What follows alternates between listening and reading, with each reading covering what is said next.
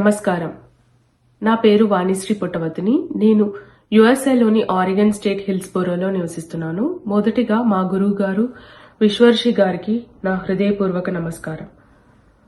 Madras university Telugu శాఖ వారందరికీ master సార్వరి సాహిత్యం సమాలోచన సదస్సుని చాలా అద్భుతంగా నిర్వహిస్తున్నందుకు విస్తాలి శంకర్రావు సార్ అండ్ టీం అందరికీ నా హృదయపూర్వక నమస్కారాలు. నేను ఎంచుకున్న పుస్తకం సార్వరీయ యోగం. నా శీర్షిక పేరు జ్ఞాన చక్షువు ప్రజ్ఞా పరిభ్రమణం. ఇప్పుడు నేను చెప్పబోయే పాయింట్లో ఇక్కడ తండ్రి అంటే మాస్టర్ సార్వరి గారు అని, కుమారుడు అంటే విశ్వర్షి గురువు గారు అని అర్థం. ఫస్ట్ పాయింట్, తండ్రిని మళ్లీ ప్రపంచానికి ప్రతిష్ఠించే కొడుకుది ఆత్మీయ ధర్మం, విజన్ మరియు మిషన్ తో దర్శనమయ్యే సార్వరి స్వరూపం. తండ్రి తనను ఈ ప్రపంచానికి పరిచయం చేసినట్లే ఇప్పుడు తన తండ్రి యొక్క నిజమైన స్వరూపాన్ని ప్రపంచానికి చూపడం అనేది కుమారుని కర్తవ్యంగా విశ్వర్షి గురువు గారు భావిస్తారు. అయితే ఈ కర్తవ్యాన్ని నిర్వర్తించడానికి కేవలం ప్రేమ, భక్తి, గౌరవం మాత్రం ఉంటే సరిపోవు అని విశ్వర్షి గురువు గారు భావించారు. తండ్రి యొక్క ఆత్మతత్వాన్ని లోపల అనుభవించి ప్రపంచానికి పరిచయం చేయాలంటే ఒక స్పష్టమైన విజన్, దృఢమైన మిషన్ మరియు అంతర్ముఖ దృష్టి అనేవి తప్పనిసరి అని విశ్వర్షి గురువు గారు భావిస్తారు. మరి ఇక్కడ విజన్ అంటే సార్వరి గారి ఆత్మతత్వాన్ని అంతర్ముఖంగా గ్రహించడం, మరి మిషన్ అంటే ఆ తత్వాన్ని ప్రపంచానికి సరియైన రూపంలో అందించడం. విశ్వర్షి గురువు గారి దృష్టిలో తన తండ్రి మాస్టర్ సార్వరి గారిని ప్రపంచానికి పరిచయం చేయడం అనేది కేవలం ఒక సాధారణ పరిచయం కాదు. అది ఆయనలో పుట్టిన స్పష్టమైన విజన్, దృఢమైన మిషన్ మరియు తండ్రి యొక్క ఆత్మస్వరూపాన్ని లోపల అనుభవించే లోతైన ఆత్మ దృష్టి వల్ల సాధ్యమైన ఆత్మ సాక్ష్య బాధ్యత. ఈ ఆత్మ దృష్టినే ఆయన మూడో కన్నుగా పేర్కొంటారు. ఇక్కడ మూడో కన్ను అనేది బాహ్య చూపు కాదు, గురువు యొక్క ఆత్మతత్వాన్ని, సాహిత్య ప్రకాశాన్ని, ఆధ్యాత్మిక గాంభీర్యాన్ని తనలో ప్రత్యక్షంగా దర్శించే లోచూపు. ఈ లోచూపు ఉన్నందునే విశ్వర్షి గురువు గారు మాస్టర్ సార్వరి గారిని కేవలం ఒక రచయితగా కాదు, ప్రపంచానికి ఒక మాస్టర్ రైటర్ గా, ఆత్మను వెలిగించే గురువుగా ప్రతిష్ఠించగలుగుతున్నానని విశ్వర్షి గురువు గారు భావిస్తారు. ఆయనకు లభించిన అపూర్వమైన అవకాశం ఇది. ఇంతటి మహోన్నత బాధ్యతను తన జీవితంలో అనుభవించే భాగ్యంగా ప్రతి కొడుకుకి ఇలాంటి అవకాశం దక్కదు. ఇంతటి విశిష్ట కర్తవ్యాన్ని నెరవేర్చడం విశ్వర్షి గురువు గారి ఆత్మీయ గౌరవంగా, ఆధ్యాత్మిక ధర్మంగా నిలిచింది. సార్వరి గారు తనకు జన్మనిచ్చిన తండ్రి మాత్రమే కాదు, ఆ పితృత్వాన్ని అధిగమించే సాహిత్యమూర్తి, ఆధ్యాత్మిక మహాగురువు కూడా. సాధారణ అర్థంలో ఆయన పితృదేవుడు అయినప్పటికీ విశిష్టార్థంలో సార్వరి గారు తనకు పితృదేవుడుగానే కాక అక్షరాల గురుదేవులుగా నిలిచారని విశ్వర్షి గురువు గారు స్పష్టం చేశారు. పాయింట్ నెంబర్ 2, మునిపల్ల రాజుగారి దృష్టిలో శార్వరి చీకటి ద్వారా ప్రజ్ఞా పరిభ్రమణాన్ని మేల్కొల్పే ఆధ్యాత్మిక శక్తి. మునిపల్లె రాజుగారి దృష్టిలో శార్వరి గారు చీకటి అంటే అది భయాన్ని సృష్టించేటువంటిది కాదు, మనిషిని లోపలికి తీసుకెళ్లి లోచూపుని మేల్కొల్పే ఆధ్యాత్మిక శక్తి. ఆయనకు చీకటి అంటే యోగ నిద్ర, అందులో ప్రజ్ఞాచక్రం నిశ్శబ్దంగా తిరుగుతూ ఉండే స్థితిని శార్వరి గారి యొక్క నిజమైన స్వరూపంగా భావిస్తారు. దీర్ఘకాల యోగ సాధనతో పాత రచనలను కూడా విడిచిపెట్టగల ధైర్యం ఉన్న శార్వరి గారి వచనాలు పాత అజ్ఞానాన్ని దహనం చేసి కొత్త జ్ఞానాన్ని వెలిగించే కాగడాల్లా పనిచేస్తాయని ఆయన అభిప్రాయం. పాయింట్ నెంబర్ 3, వీరబ్రహ్మ గారి దృష్టిలో మాస్టర్ సార్వరీయ యోగం. మాస్టర్ సార్వరి గారిని వీరబ్రహ్మచారి గారు ఆత్మని శుద్ధి చేసే మహాయోగి, అంతర్ముఖతను మేల్కొల్పే గురువుగా చూస్తారు. రమణ మహర్షి, అరవింద యోగి, మాస్టర్ సివివి వంటి మహాయోగుల పరంపరలో సార్వరి గారి యోగం ఒక ప్రత్యేక దిశను చూపుతుందని ఆయన అభిప్రాయం. ఆధ్యాత్మికతను క్లిష్టమైన సిద్ధాంతాలుగా కాకుండా ప్రతి వ్యక్తికి అర్థం చేసుకునే భాషలో జీవితానికి దగ్గరగా ఉన్న ఉదాహరణలతో వివరించడం మాస్టర్ సార్వరి గారికి ఉన్నటువంటి ప్రత్యేకత అని ఆయన అభిప్రాయం. సార్వరి గారి బోధనల్లో అత్యంత ప్రాధాన్యం కలిగిన అంశం ప్రతి వ్యక్తి తనలోని గుణదోషాలను నిజాయితీగా చూడటం అవసరం అంటారు.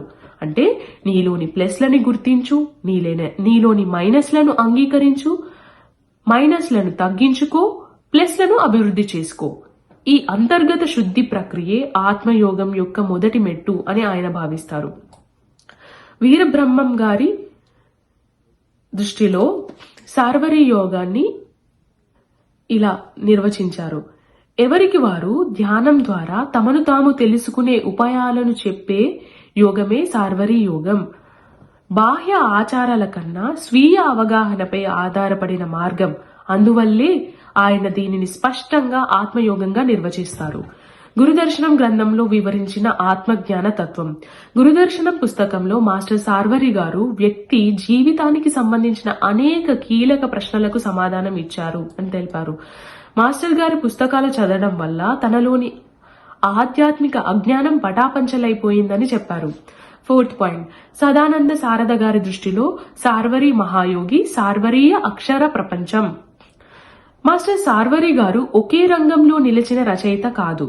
ఆయన అక్షర ప్రపంచాన్ని, యోగ ప్రపంచాన్ని, తాత్విక ప్రపంచాన్ని, ఆధ్యాత్మిక ప్రపంచాన్ని సమానంగా వెలిగించిన బహుముఖ ప్రజ్ఞాశాలి.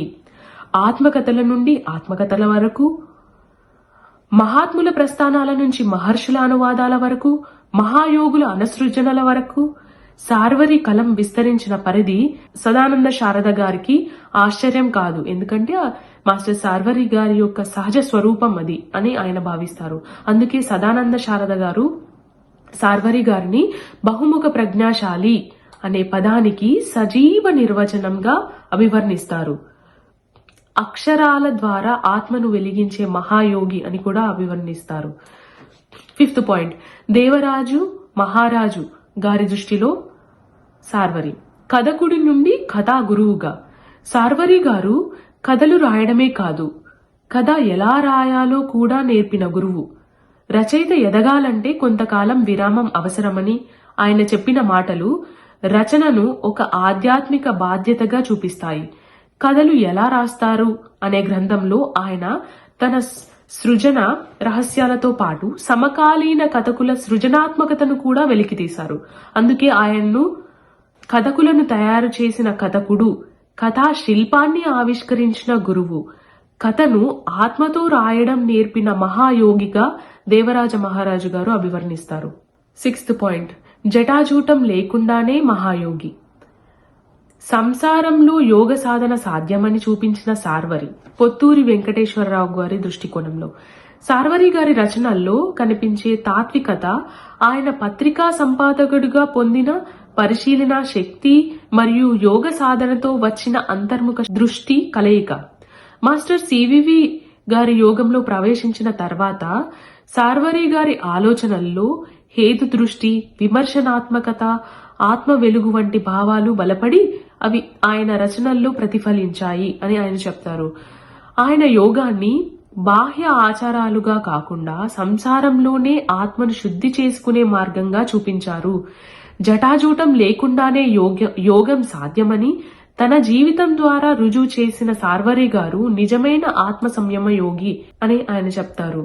ఆయనకు యోగం అంటే ప్రపంచం నుండి పారిపోవడం కాదు, ప్రపంచంలోనే ఉండి ఆత్మను శుద్ధి చేసుకుంటూ జీవించడం. ఈ జీవన విధానాన్ని ఆయన స్వయంగా అనుభవించి సాధకులకు మార్గదర్శకత్వం ఇచ్చే స్థాయికి చేరుకున్నారు. అందుకే వెంకటేశ్వర గారు సార్వరి గారిని మాస్టర్ సివివి యోగ పాఠశాల యోగాలయ సృష్టికర్తగా అభివర్ణిస్తారు. పాయింట్ నెంబర్ 7, ఆంధ్ర మహాసావిత్రి రూపకల్పన, సార్వరి అనువాద అనుసృజన ప్రతిభపై సాహితీవేత్తల విశ్లేషణ. సార్వరి గారు యోగ సాధన చేస్తూ ఉండగా యోగ తాత్విక సాహిత్యంపై లోతైన ఆసక్తి పెరిగి అరవింద ఘోష్ రాసిన సావిత్రి ఆయనను బలంగా ఆకర్షించింది. ఈ ప్రభావంతో 1979లో అనువాదం ప్రారంభించి 1980 నుంచి మొత్తం 9 భాగాలను వచనా కవిత రూపంలో తెలుగు పాఠకులకు అందించారు. సాహితీవేత్తల ప్రశంసలు. గుంటూరు శేషేంద్ర శర్మ గారు మాస్టర్ సార్వరి గారు రాసిన సావిత్రిని ఆంధ్ర మహాసావిత్రి అని నామకరణం చేశారు. ఎస్వి భుజంగరాయ శర్మ గారు ఇది వినిర్మితి, తెలుగులో తిక్కన్న చేసినంత పని సార్వరి చేశారు అని ప్రశంసించారు. డాక్టర్ అరిపిరాల విశ్వం గారు తెలుగు సాహిత్యాన్ని విశ్వ వీధుల్లో విహరింపచేసే తాత్విక దర్శనం అని పేర్కొన్నారు. Point number 8. ఉప్పల నరసింహం గారి దృష్టిలో శార్వరి మిస్టిక్ లోకపు మాస్టర్. ఉప్పల నరసింహం గారి దృష్టిలో శార్వరి గారి మాటలు మరియు సాన్నిధ్యం సాధకులలోని సాత్వికతను మెల్కొల్పి వారి మనసును లోపలికి తీసుకెళ్లే శక్తి కలిగినవి. ఈ అంతర్ముఖ అనుభవం వల్లే ఆయనను మిస్టిక్ లోకపు మాస్టర్ గా భావిస్తారు అని ఉప్పల నరసింహం గారి యొక్క భావన. ఇటువంటి అవకాశాన్ని నాకు కల్పించినటువంటి మద్రాస్ యూనివర్సిటీ తెలుగు శాఖ వారికి మరియు మా గురువు గారు విశ్వర్షి గారికి నా యొక్క కృతజ్ఞతలు. Thank you very much.